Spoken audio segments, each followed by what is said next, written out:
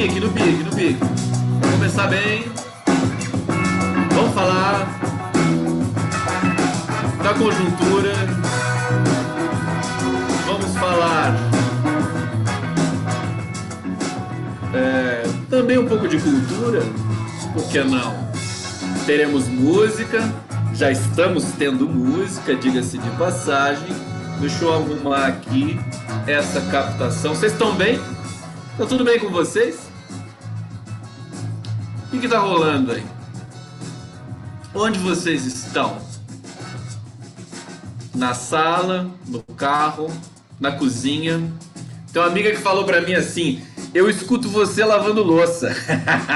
Eu adorei. Eu escuto você lavando louça. Eu gostei porque a gente entrou numa discussão assim do tipo: como assim você me escuta lavando louça? Você quer me escutar lavando louça? Eu lavo louça e gravo. Mas você me escutar lavando louça de fato. Eu adoro lavar louça também. Adoro. Não tanto ultimamente, mas lavar louça é muito bom. Vocês não acham isso? Gosto de lavar louça. Eu queria até fazer uma live um dia, botar a câmera na frente da pia. E porque quando a gente vai lavando louça, vem um monte de coisa na cabeça da gente. É que nem no banho, né? A gente cantarola, a gente faz umas besteiras e tal. A gente podia fazer uma live um pouco mais dinâmica, assim, né? Lavando louça. Falar: não, por favor, já tá bom, Conde. Já tá bom essa live do Conde. Não inventa. Não inventa. Ah lá, o bongozinho tá aqui. Gente, eu tô animado, tô cansado. Foi uma maratona hoje, 3 entrevistas. As entrevistas duram 1 hora, mas tem toda uma preparação. Então cada entrevista basicamente é o dobro do tempo que ela tem, né? E eu tô muito feliz porque conversei com 3 gigantes hoje. Primeiro foi o Orlando Guillon. Orlando Guillon é uma figura assim emblemática. Até a canção que eu vou tocar hoje na live no final vai ser uma homenagem a ele, que é o Futebol do Chico Buarque. É um cara flamenguista, enfim, o cara dedicou a vida dele à política, a fazer a política, a boa política, foi professor, se emocionou na entrevista, foi uma coisa linda, falou de Paulo Freire, um gigante.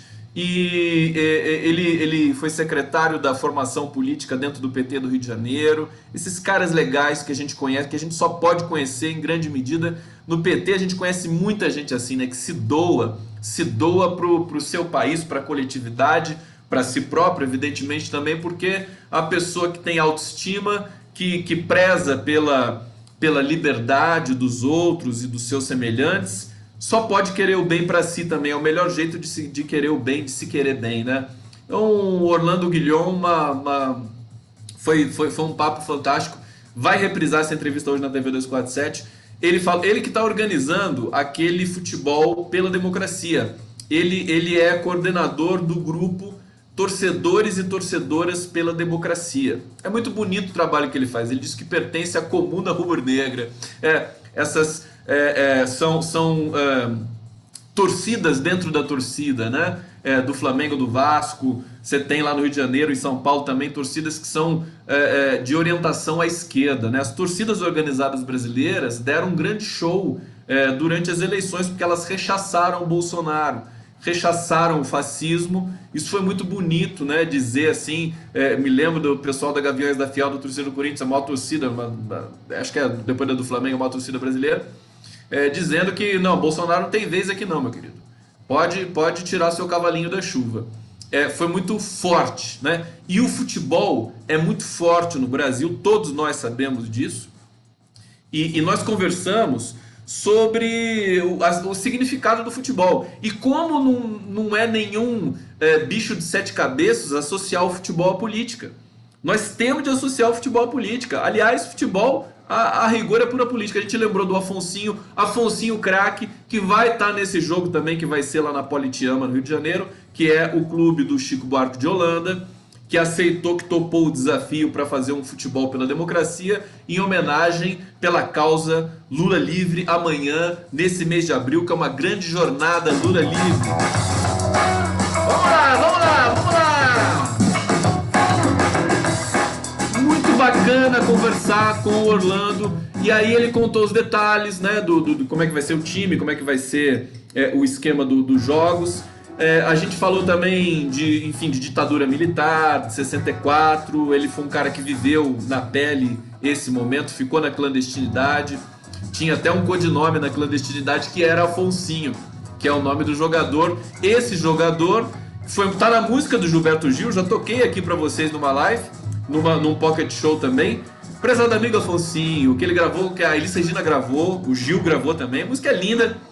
E o Afonsinho foi um jogador de futebol dos anos 60, 70, que tinha muita politização, ele era politizado. Foi o primeiro cara que apareceu no futebol sendo politizado, querendo passe livre pro jogador. Por isso que ele foi cantado pelo Gilberto Gil. É um cara extremamente... Ele é inteligentíssimo, ele mora em Paquetá, tem um bar lá em Paquetá. É um cara sensacional, quem sabe eu entreviste ele nos próximos dias aí pra gente degustar também a presença do Afonsinho.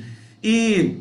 veja, o futebol ficou tão burro, né? A gente teve grandes craques que também eram craques da palavra, o Sócrates, né? Craques que foram importantes para... Enfim, porque o futebol, a criançada se espelha nos jogadores. Você vê, o meu filho tem 11 anos. Ele evidentemente, ele já gostou mais do Neymar, né? Ele já gostou muito mais, porque o Neymar realmente caiu, ficou decadente também. O Neymar é meio Bolsonaro, né? O cara ficou decadente total, né? Jogou mal, fez muita... se jogou no chão, né? O Bolsonaro tá fazendo que nem o Neymar agora, né? Ele tá se jogando no chão, né? Tá sensualizando, né? Ai, eu não nasci pra ser presidente. Fala sério. Que ridículo. Eu nunca vi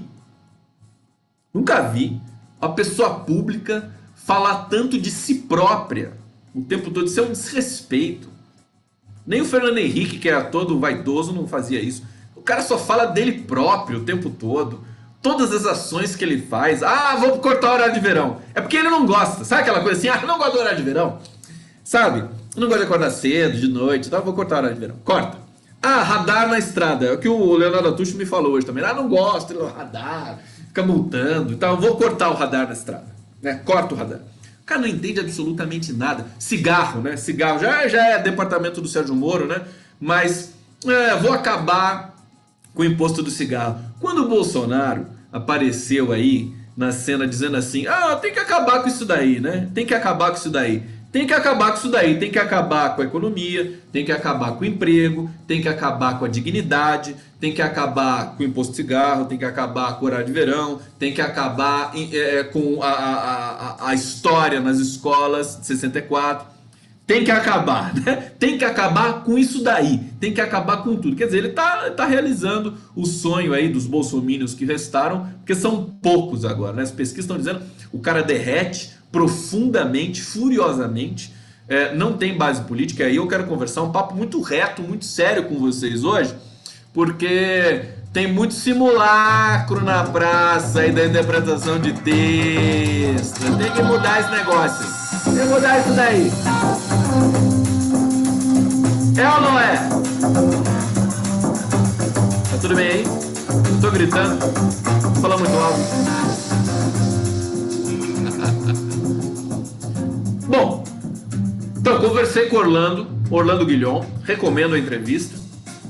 O jogo vai ser amanhã, começa aí a jornada Lula Livre, dentro da jornada Lula Livre, jornada importante. Falar um pouco do Lula também depois para vocês. Depois eu conversei, não entrevistei, porque Rogério Nitablian já é um parceiro, a gente conversa sempre. Ele costuma fazer as lives aí também às 8 horas, depois da live do Conde. Um craque, ele conhece muita questão sobre religião, sobre essa movimentação aí pentecostal dos últimos 30 anos no mundo e que modificaram um pouco a compreensão do quadro político eleitoral e países relativamente fragilizados democraticamente como o Brasil foram vítimas desse processo, que foi um processo um pouco estranho, um pouco artificial. Vou comentar um pouquinho isso com vocês hoje, mais pelo viés da esquerda, porque a relação da esquerda com a religião é uma relação respeitosa, e justamente porque é respeitosa é que ficou uma espécie de passivo eleitoral nessa história toda, porque a direita, na falta de discurso, ela foi se apegar na religião e transformou essa coisa grotesca, né, que é é uma mistura de messianismo, fanatismo com fascismo. Então, por isso que eu entendo e digo e repito aqui em vários momentos que o bolsonarismo é pior que o nazismo, em grande medida, porque tem esse aspecto que traz também o fanatismo religioso de uma maneira bastante deletéria para a compreensão das coisas, para a compreensão do processo político. Então vou falar disso também. Vamos chegando, vamos chegando. Então, outro ponto. Eu também deixei de ver futebol. O Jorge Teotônio tá dizendo aqui, deixei de ver futebol. Também deixei de ver futebol. Deixei de ver. Eu perdi completamente o tesão depois do golpe. Depois do golpe, nunca mais. Nunca mais futebol. Nunca mais qualquer coisinha da Rede Globo, qualquer novelinha, qualquer espiadinha. Na verdade, eu fico indignado quando eu tenho de ir numa padaria ou num consultório e tá lá a Globo passando, né? Muitas vezes eu não entro. Muitas vezes, e quando eu entro, se eu vou consumir alguma coisa, eu falo, desliga aquele negócio lá que eu não quero. Eu falo realmente, acho que a gente devia falar, né? Porque é realmente o fritador de neurônio, né? Que é a Rede Globo, né? Ligada o tempo todo, grande Big Brother espalhado pelo país ainda, pelas padarias, pelos consultórios de maneira obsessiva e automática. Nós temos que... Isso tem de mudar, né? Isso, na verdade, tem de mudar. Pô, você tem internet hoje, você tem 500 milhões de coisas para você passar para um cliente, em vez de ficar passando a Rede Globo de televisão, que é uma vergonha você botar na Rede Globo e deixar lá. Tem condição. Vergonha. Bom, e para finalizar essas 3 entrevistas, que eu quero comentar aqui um rescaldo de cada uma delas, porque eu digo que é sempre bom, o bom de conversar por Hangout sobre política e sobre cultura, sobre filosofia, sobre, enfim, o que for. O interessante é que você se aprende muito e você gera novas questões, você produz novas perguntas, e foi o que aconteceu comigo também com a conversa que eu tive com o meu querido Leonardo Atush, agora há pouco, no meu canal. Nós falamos sobre várias coisas e eu quero comentar especificamente essa perspectiva da permanência do Bolsonaro ou da saída do Bolsonaro, porque o Bolsonaro virou agora um grande estorvo. Talvez ele o Bolsonaro hoje seja mais perturbador para a direita do que para a própria esquerda. Ele se tornou um peso. Então eles vão querer tirar o Bolsonaro, e na verdade agora eu tô brincando relativamente, dizendo assim, fica Bolsonaro, fica. Agora dá para falar isso porque realmente ele tá a perigo, estão querendo tirar ele, e eu tô agora vou fazer a minha vingancinha, né, e dizer assim, não, fica mais um pouco, porque agora ele virou um zumbi, né? Completamente, enfim, inútil em todos os sentidos, o Bolsonaro. Nesse sentido, veja, é preciso ter muito cuidado para não cair nas interpretações baratas do varejo dentro do próprio campo progressista, porque a cena vai mudando todo o tempo. Eu falo até baixinho para vocês assim, que ninguém me escute, mas a cena muda, a cena é dinâmica. Então você não pode ficar com a mesma interpretação, e é muito rápido, de uma semana atrás já mudou. A situação do Bolsonaro nas últimas 2 semanas mudou drasticamente. E aí, meu querido, muda toda a leitura que pode ser feita com relação à conjuntura política do país. Então acho que ele não pode brincar com isso. Em geral, eu não tenho medo e falo realmente tudo que eu não quero agradar ninguém, vou trazer a interpretação que eu posso construir aqui de acordo com as referências que eu tenho históricas, linguísticas e de percepção da conjuntura de maneira geral. Acho que a gente tem de olhar para o sistema, a gente tem de olhar para o sistema político como a gente observa, como a gente disseca, como a gente contempla uma obra de arte. Se você quiser analisar, partir para ação é uma outra coisa. Partir para ação a gente parte. Mas interpretar corretamente o que vai acontecendo no processo político brasileiro, é preciso ter um olho, acho que tem de ter cifras estéticas, tem de ter cifras metodológicas, porque senão você vai cair no oba-oba o tempo todo e vai produzir interpretação ad hoc, né? Ad hoc. você vai produzir interpretação assim, simplesmente para ficar produzindo, sem finalidade. Para agregar, você agrega, tem sua função social também, mas eu prefiro a análise mais contraintuitiva, justamente, porque ela nos permite aprofundar alguns processos. Eu acho que é por aí também que o Lula opera.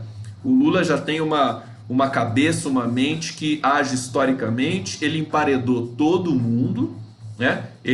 Você acha que ele está preso, que ele perdeu, babaca, aquela história, né? Tá preso, babaca, você acha que ele está preso e perdeu? Não, é o contrário, ele ganhou. Ele ganhou essa batalha simbólica, continua preso e continua ganhando a batalha simbólica. É só você analisar com dados, inclusive dados estatísticos que vão sendo desovados. E aí a gente tem essa sofrência toda do Bolsonaro. Quer dizer, o cara sabe que tá perdendo. Aí ele fala, não nasci pra ser presidente. Ser presidente é um abacaxi. Fica se jogando no chão. É uma coisa ridícula que eu não aguento mais o Bolsonaro.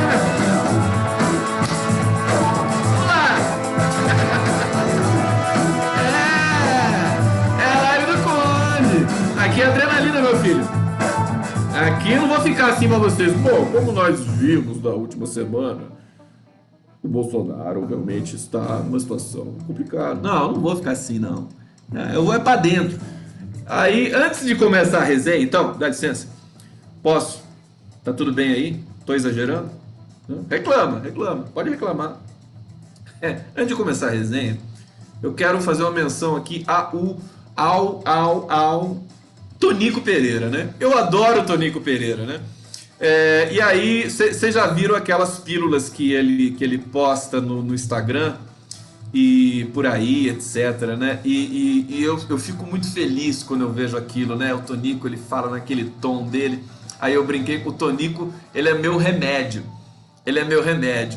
Aí é tão real isso, né? Porque eu olho o cara assim, eu fico feliz, eu abro o sorriso, né? Aquela filosofia dele assim, muito corrosiva, né? Delicada, sensível. Pô, o cara é demais, né? Tonico Pereira.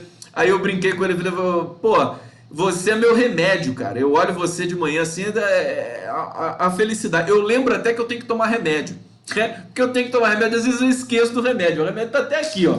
Ó, tem remédio aqui que não acaba mais. Aí eu vi o Tonico Pereira e falei, nossa, eu tenho que tomar remédio. Não é louco isso?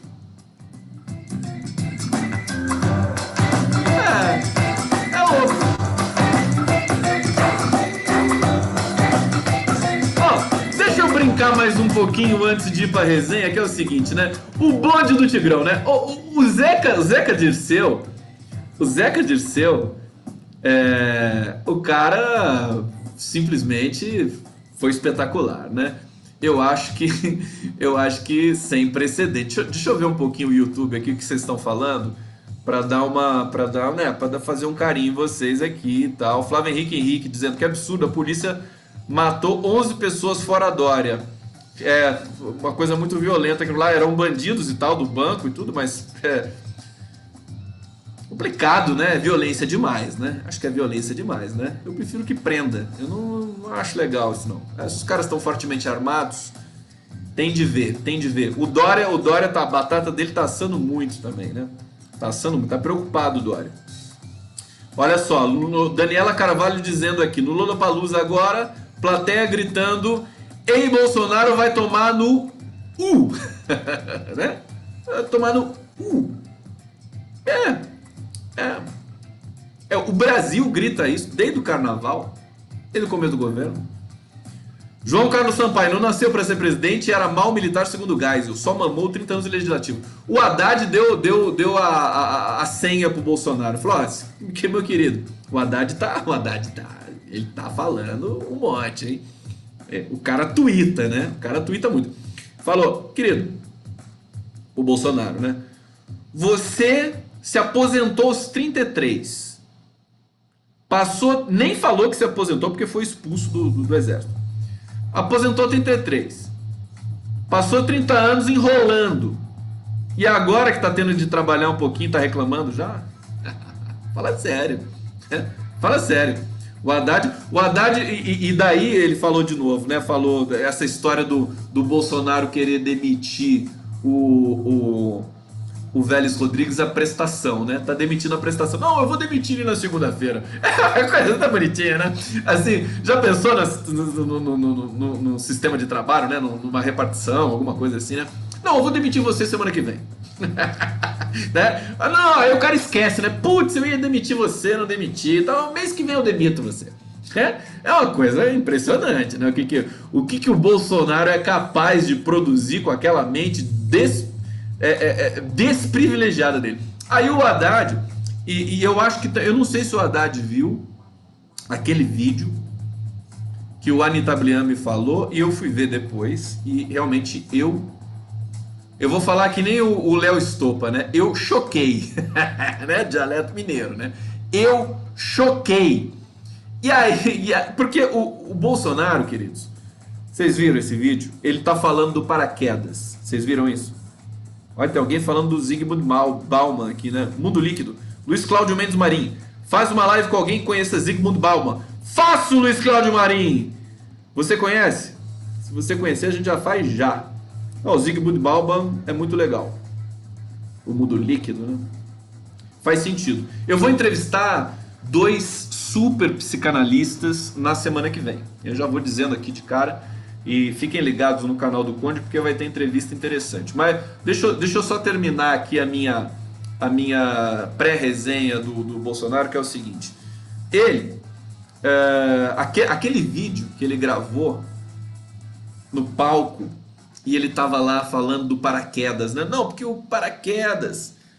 Você vai lá, quando você vai saltar do paraquedas, quem tá atrás tem que ver quem tá na frente, e daí o cara que tá atrás confia em quem tá na frente, e aí o cara dobra o paraquedas.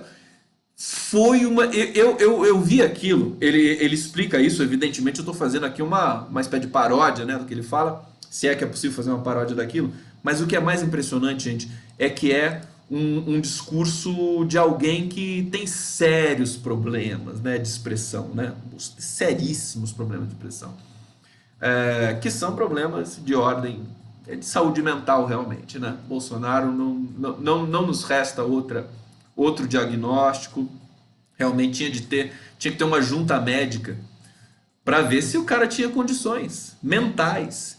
Ele não teve condições mentais de ser um militar. Por que ele vai ter condições mentais de ser um presidente da República? Um lugar que exige extrema... O cara tem que suportar pressões de tudo que é lado.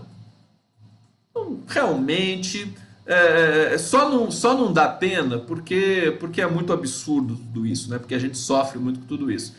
Mas você vê aquele vídeo, dá uma dor no coração de imaginar que essa criatura tenha ascendido à presidência da República. Não vou ficar repetitivo aqui, eu recomendo que vocês assistam. Mas aí eu pergunto,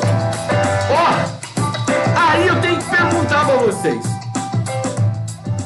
porque a Dilma Rousseff, cadê a classe média aí que pode estar vindo aqui assistir a live do Conde?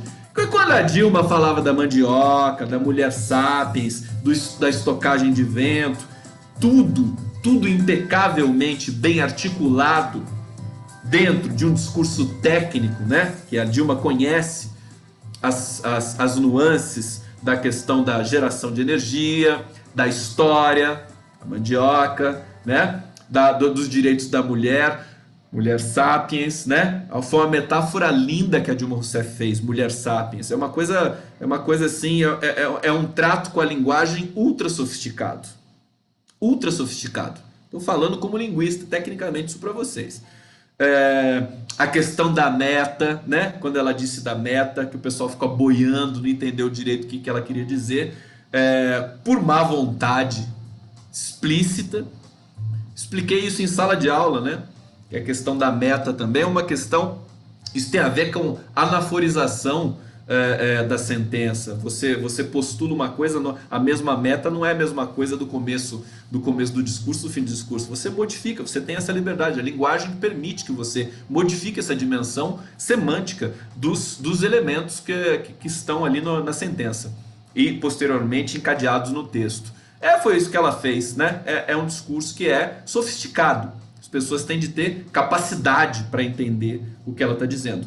A meu ver, inclusive, a questão da meta foi muito clara, não teve nenhuma dificuldade. É que as pessoas têm muito má vontade, são maus perdedores, não sabem interpretar e aí eles tendem a atacar nesse sentido. Agora eu quero saber o que esses caras vão fazer com o Bolsonaro falando do paraquedas.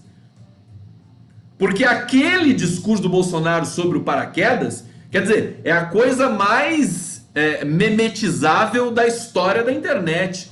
O cara fala uma besteira imensa, sem sentido nenhum, sem coesão, sem articulação, no limiar da psicose. Eu quero ver cadê as pessoas que vão zombar desse... Cadê os patrulheiros da classe média que achava a Dilma um horror, o discurso da Dilma um horror? Não vão falar do Bolsonaro, meu filho? Faz favor pra mim.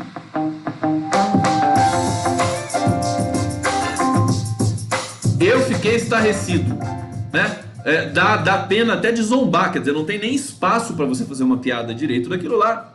É uma coisa severa, seríssima, de incapacidade de articular uma frase com a outra. Ninguém entendeu nada, as pessoas ficaram assim lá, ele estava publicamente dizendo aquilo lá. Quer dizer, já não passou pelo teste da fala pública, quanto mais gravada e compartilhada. Bom, vamos lá para nossa resenha oficial dessa live do Conde de hoje. Deixa eu colocar aqui, deixa eu ver que musiquinha que vai entrar pra gente fazer uma transição bem gostosinha. E aí eu começo a falar, ó, bonitinho.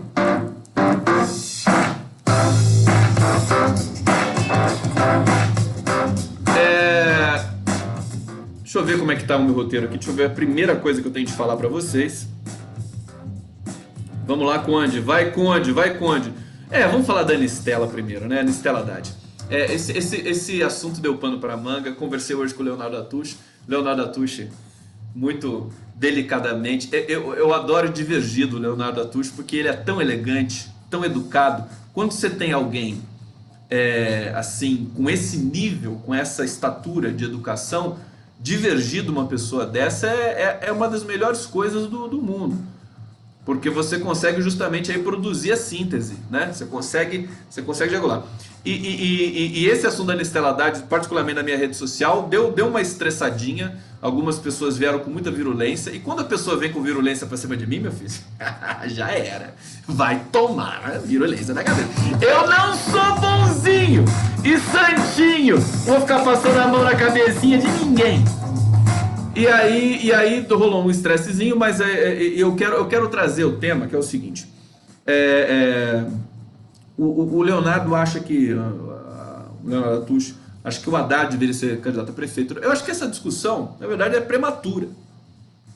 Não é pra gente saber quem vai ser o candidato a prefeito. É discutir, né? O interessante é o nome estar posto.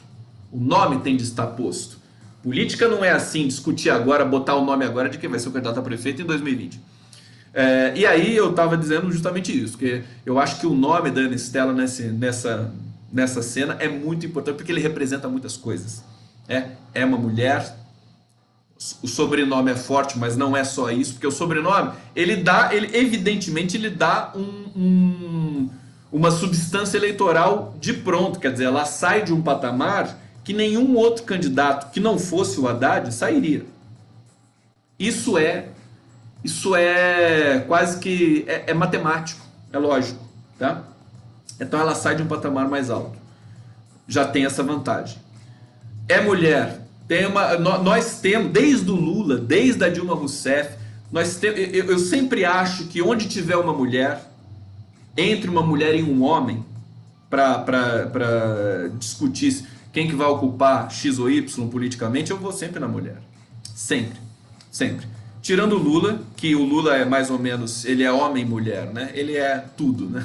Então aí não tem muito como fazer. Mas saindo daquela dimensão lulística, que é ao concurso, eu prefiro sempre uma mulher. Sempre, sempre. Acho que isso acho que é básico para um país que está sofrendo processo machista e misógino desde o golpe, que foi misógino, né? Uma coisa assim degradante, violência contra a mulher crescendo no país, feminicídio e tudo mais. Quer dizer, sempre que tiver uma mulher, vai ser a mulher, para mim. E aí, acho que discussão se o Lula vai ser presidente, vai ser candidato a presidente em 2022. Querido, o Lula precisa primeiro sair, né?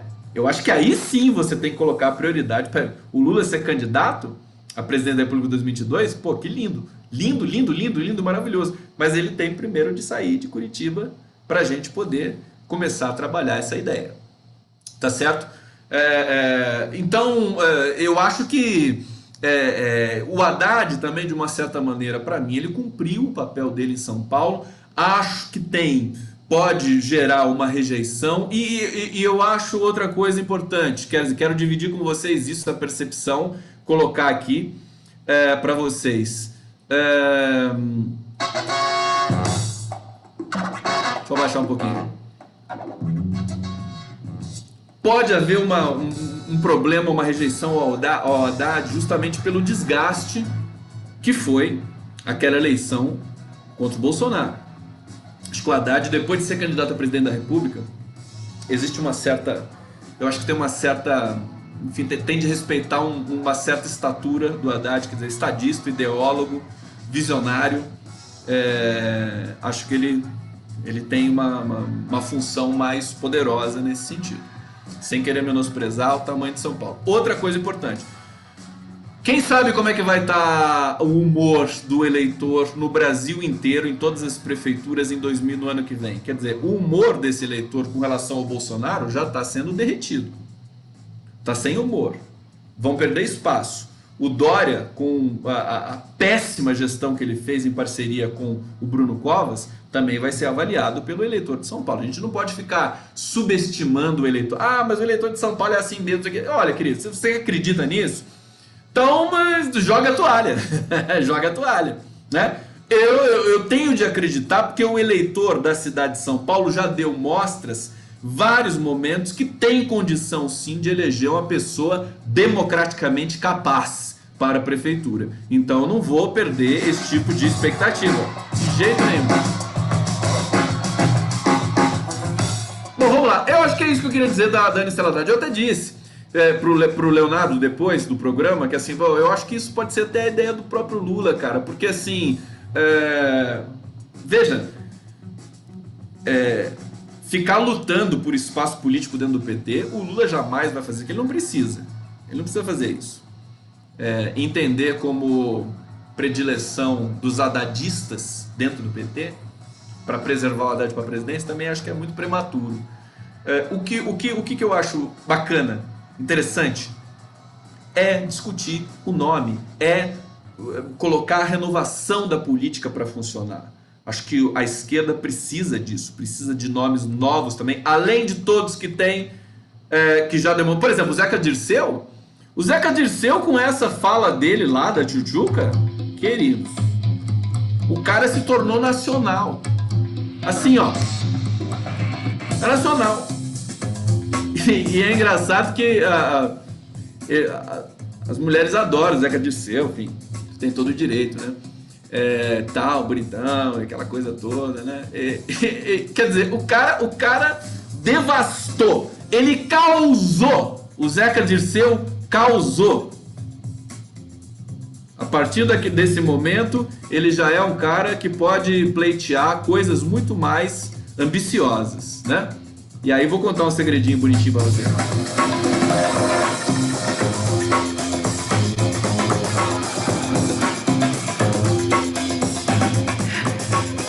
Hoje no Twitter, o Tuti Vasquez, que é humorista, jogou assim, pode ser piada e tudo mais, né? Que o apelido do Paulo Guedes na Universidade de Chicago era Tchutchuca.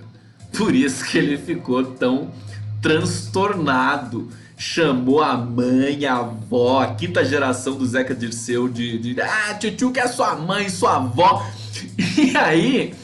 E aí, eu quero dizer o seguinte, eu fiquei realmente intrigado. Falei, mas como que o cara ficou tão alucinado porque chamaram de Tchutchuca? Tchutchuca é até carinhoso, não tem problema nenhum. E eu acho que é verdade. E aí a Helena Landau, que é uma economista, que passou pela Universidade de Chicago lá junto com o Paulo Guedes, Pércio Arida e tal, eles iam fazer altas sacanagens lá, mas a verdade é que eu tô muito desconfiado que realmente o Paulo Guedes tinha pedido tchutchuca. Ele é pequenininho, né? Aquele jeitinho dele, né? Tchutchuquinha e tal. É carinhoso, é fofo. É muito fofo. E então, acho que tá explicado. Tá explicado porque ele ficou tão descontrolado, tão descompensado ali. O Tuti Vasquez levanta a hipótese de que alguém, o Malan, né? O Pedro Malan, que também andou por lá, né? Foram que nem passarinho no ouvido. Foi o Conde fazendo fofoca hoje pra vocês. Fala sério, né? Coluna Social, Mônica Bergamo, né? Foi lá no ouvido do Zeca Dirceu e falou: Zeca, o apelido dele era Tchutchuca, cara. Fala Tchutchuca que ele vai ficar louco. Eu acho que foi isso. Vai saber. Como é que eu vou saber isso?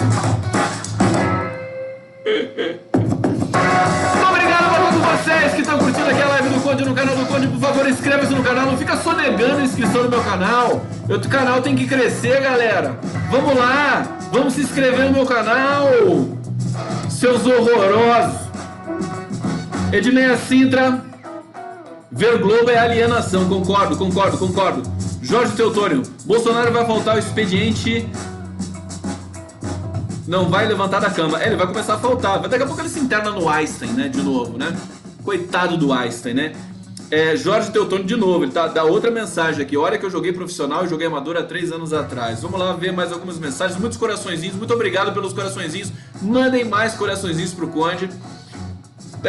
Zé Carlos Sampaio não nasceu para ser presidente. Era mau militar, segundo Geisel. Só mamou 30 anos no legislativo. Eneida Posser. O Tchutchuca mudou tudo.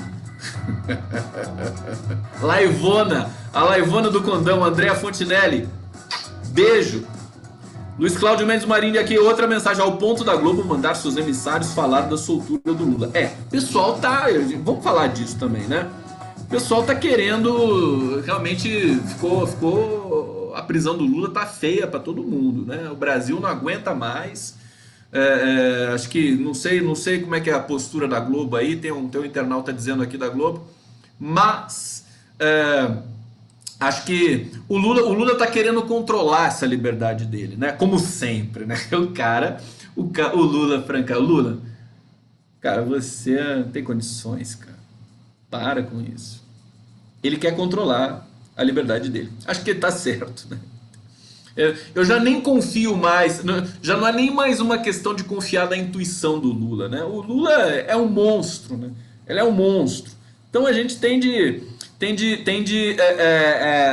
olhar, observar. Ele age como a própria história. Ele é um desdobramento ambulante da história. O Lula é isso, né? Então assim, quando o cara faz... Quando ele diz que vai fazer alguma coisa, comportamento, você tem que olhar aquilo lá como você olha para o comportamento da história, como você olha para a própria história. E aí você não tem que discutir, mas você vai fazer isso, vai fazer aquilo.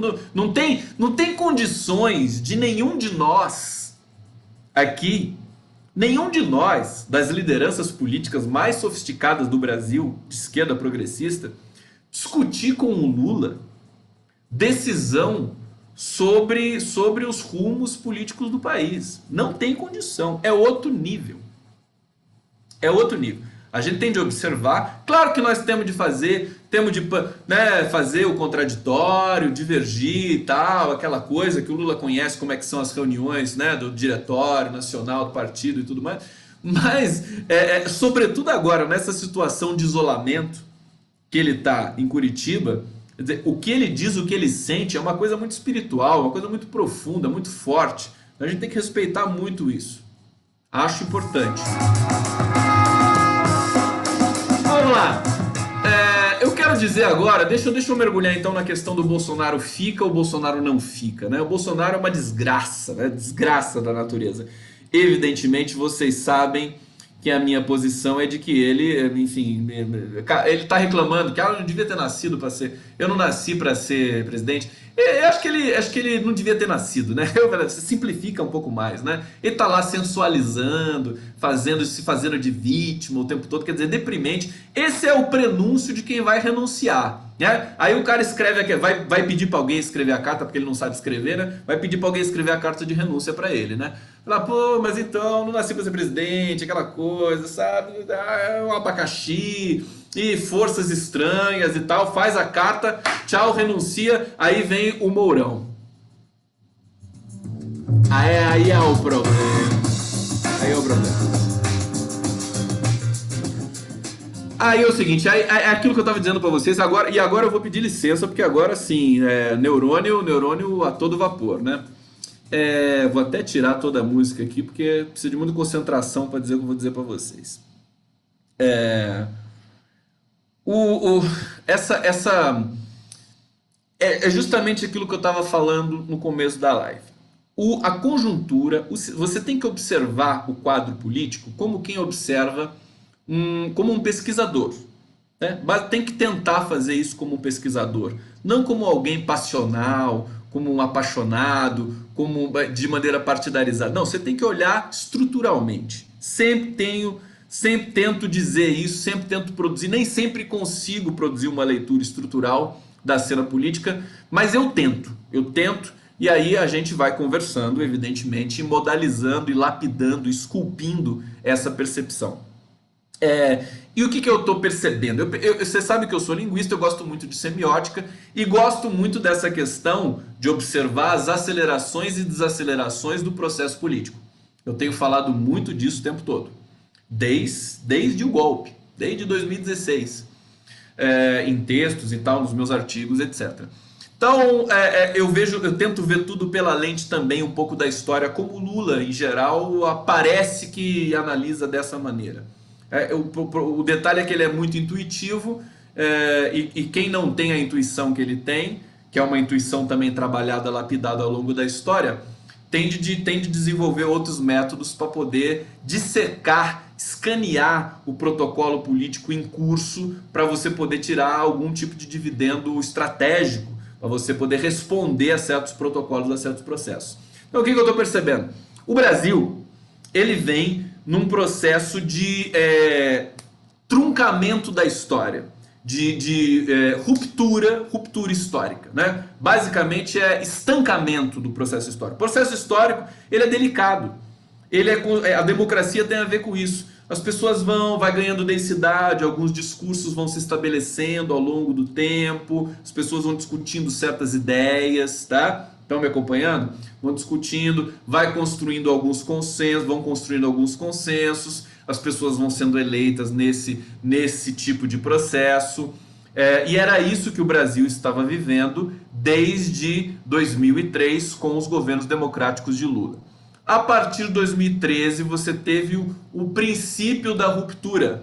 Na verdade, as manifestações de 2013, junho de 2013, foi o recado histórico de que nós iríamos ter um processo de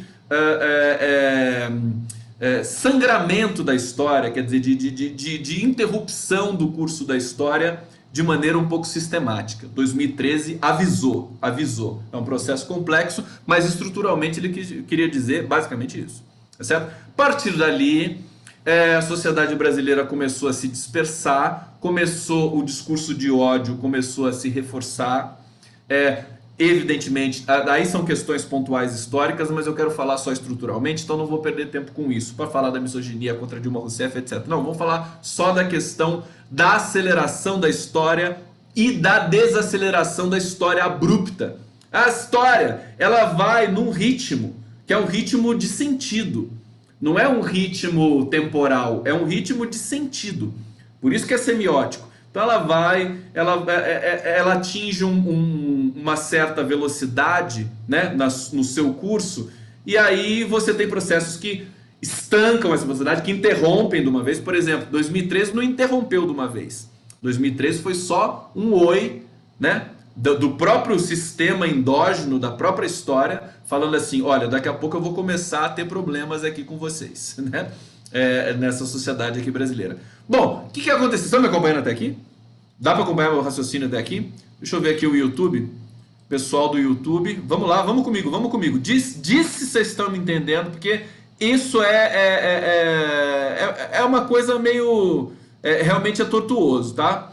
É tortuoso. Bom, 2013, aí nós entramos em 14, Dilma foi reeleita, foi com alguma dificuldade, mas foi reeleita. A diferença foi de 4 milhões de votos para o Aécio Neves, e aí nós tivemos o problema maior, né? O problema maior que foi o Aécio Neves não aceitar a derrota. Isso levou a um processo que permitiu, que possibilitou que certos agentes do Congresso, sobretudo Eduardo Cunha, colocassem o porrete na história. E aí eles desceram o porrete na história. Então, o Eduardo Cunha foi o primeiro agente que congelou a história. O que ele fez? Ele não deixou a Dilma governar. A presidente do Legislativo não deixou a Dilma governar. Pautas bomba, retaliação de toda sorte, e a imprensa ajudando muito o Eduardo Cunha, diga-se de passagem, né? Ora, isso levou ao esgarçamento da democracia, ao esgarçamento do governo Dilma Rousseff. Todo mundo cometeu erro para tudo que é lado, sob pressão. Falar depois é fácil, mas nós temos de admitir que era muita pressão. Dilma foi corajosa, encarou o processo até o fim. E aí, o que nós tivemos? Aí tivemos sim a primeira ruptura, realmente com aquela lâmina de Ocã, né? Puf! Arrebentou, que foi o golpe de 2016, que levou Temer a presidente da República. Então aí você é que nem você chegar num processo, deixa eu ver se eu tenho uma metáfora boa aqui, né? Sabe aquele castelo de cartas? Aquele castelo, você vai construindo assim bonitinho, né? É a história, né? Você vai construindo, aí chega um cara lá e buf, derruba tudo. Aí você tem que começar tudo de novo. Tem que recomeçar o processo. Nós recomeçamos esse processo. Nós recomeçamos imediatamente. O processo foi estancado e nós recomeçamos. Tanto que o Temer foi o presidente golpista, né, mais impopular da história do Brasil, saiu com 2% de aprovação, 5%, aquela coisa assim que a gente nem sabe direito, né? Mas na casa, um dígito e olhe lá de aprovação. Saiu com mais de 70% de aprovação do governo Temer, e pessoalmente acho que era mais do que isso também. Então, veja, a história tinha voltado a andar, as pessoas tinham voltado a interagir, e você tinha processos simultâneos de produção de ódio, mas você tinha processos simultâneos de produção de espírito democrático também. Algumas pessoas foram acordando nesse processo, a tal ponto de que quando Lula era candidato a presidente da República, ele ganhava no primeiro turno. Tá certo? Então, essa é a história em curso, em seu funcionamento pleno. Ora, tivemos outra ruptura, qual foi? A prisão do Lula. Aí zerou de novo. E zerou, e foi até pedagógico. Foi até pedagógico, porque zera porque você troca o candidato, né? Ele continuou candidato mais um tempo depois de preso, mas depois você teve aí outra ruptura, que foi a troca de candidato, que foi no 11 de setembro. Tudo bem? Me acompanharam até aqui? Deixa eu botar um pouquinho de música e depois eu continuo.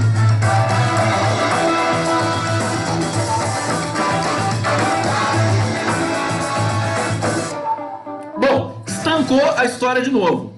Você tem um processo de ruptura. Aí começou, por quê? Porque a esquerda estava ganhando muito espaço com o Lula e com o Haddad, o discurso muito forte, a iconografia do Lula ecoando em todos os lados do Brasil. É muito poderoso. Como alguns agentes do sistema perceberam que não iam poder lidar com aquilo, iam perder de novo, eles optaram por fazer um outro tipo de operação de sabotagem da democracia, né? E aí que entrou acho que o TSE, né, impedindo o Lula de ser candidato, que estava garantido pela Comissão de Direitos Humanos da ONU, o órgão de Direitos Humanos da ONU, que não é comissão, é uma outra coisa, conselho, não sei se é o conselho, e não respeitou. Haddad pegou, foi o cara que herdou a candidatura, estava remando muitíssimo bem para ser eleito. e aí nós tivemos a facada, né? Que fraudulenta ou não, ela mudou de novo o curso das percepções políticas. Foi justamente uma facada. A facada do Bolsonaro foi uma facada na história. Interrompeu, desacelerou o processo. São processos de desaceleração da percepção natural do eleitor, do cidadão, do que é melhor para ele. Se deixar, né? Esse é o detalhe, né? Se deixar, o Lula ganha sempre, o PT ganha sempre, a esquerda ganha sempre, né? Se esse pessoal deixar a história correr no seu curso natural, as pessoas vão processar o que é melhor, né? Vão ponderar sobre o futuro, sobre o salário, sobre o emprego, sobre a riqueza, sobre soberania, e elas vão chegar à conclusão que, né, enfim, você vai ter o processo acontecendo. Tanto que eles querem estancar o processo histórico, se negam a debater, né? Produzem enunciados muito precários, que não dá pra gente entender, nem interpretar, nem interagir, nem fazer nenhum tipo de interlocução. E aí, portanto, você tem esse processo. Eu tô falando tudo isso só para falar do Mourão. Tô falando tudo isso só para falar da questão Bolsonaro fica ou nós queremos Mourão? O que nós queremos? Eleição nova? Eleição nova seria o ideal, né? Na verdade, novas eleições seria o ideal. Mas como a gente sabe como que funciona a política brasileira, a gente tem de ter alguma ponderação, alguma prudência para fazer nossas apostas políticas.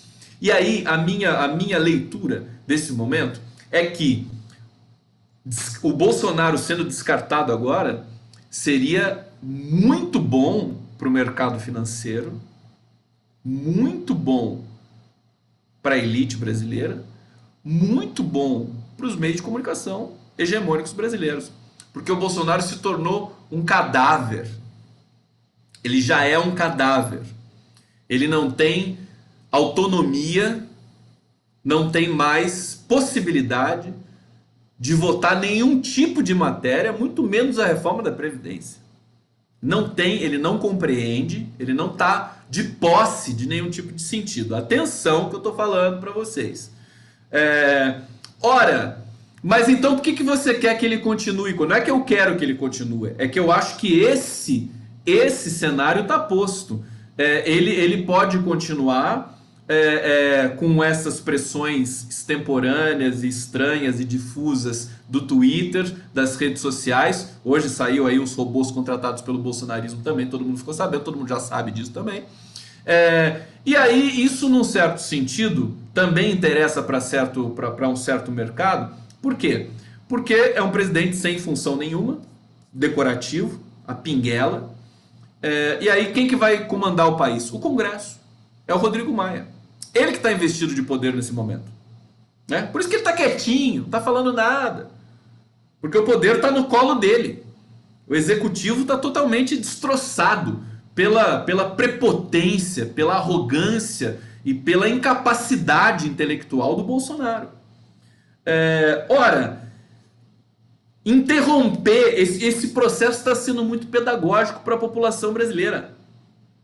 Está todo mundo enxergando o quanto é ruim brincar com a democracia, o quanto é ruim ter irresponsavelmente aceitado uma tese da imprensa hegemônica de que o PT era o problema do Brasil.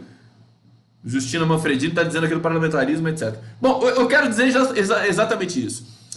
O processo é perigoso, nós temos de ter cuidado. Não podemos ficar comprando tese assim, Mourão, vem cá. Porque eu falei para vocês, eu mudei minha posição. Eu achava que era melhor, por exemplo, combater o Mourão do que combater o Bolsonaro. Agora eu não acho mais. Eu não tenho de achar isso a vida inteira, meu querido. Eu tenho de mudar a minha leitura do cenário de acordo com o cenário, que o cenário vai mudando também. Então o Bolsonaro, há 2 semanas atrás, não estava no chão de popularidade. Agora ele está no fosso. Ele está totalmente destruído. Então, assim, o risco de tirarem ele agora parte um pouco mais uma vez para o curso da história. Vai desacelerar a história de novo e nós vamos ter que fazer tudo de novo.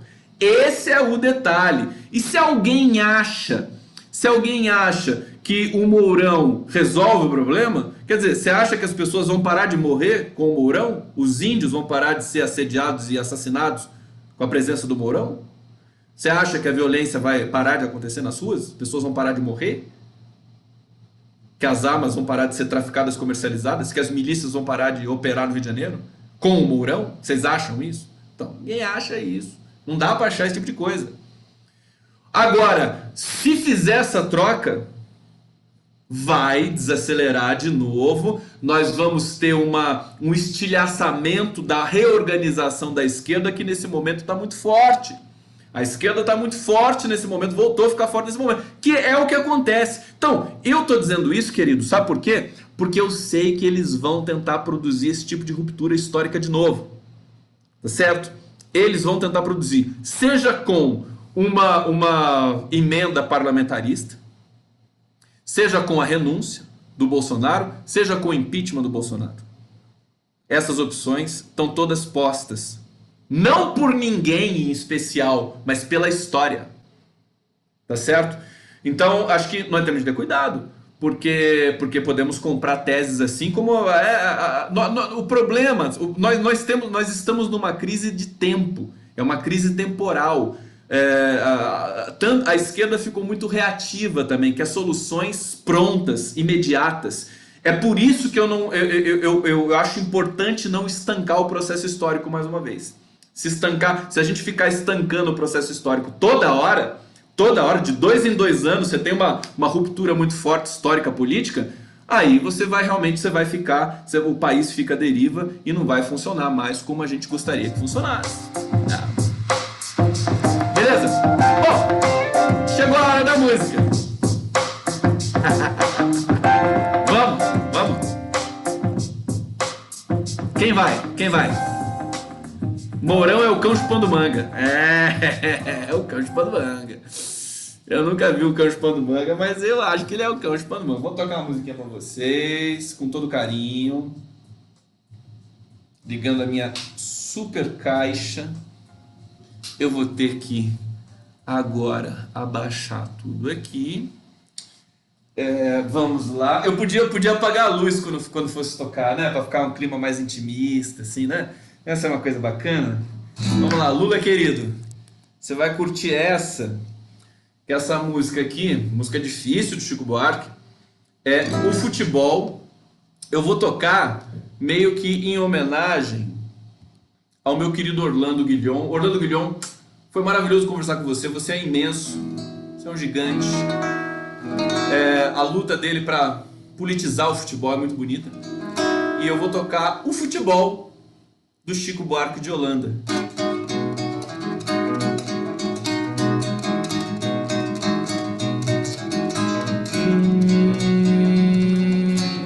Para estufar esse filó, como eu sonhei,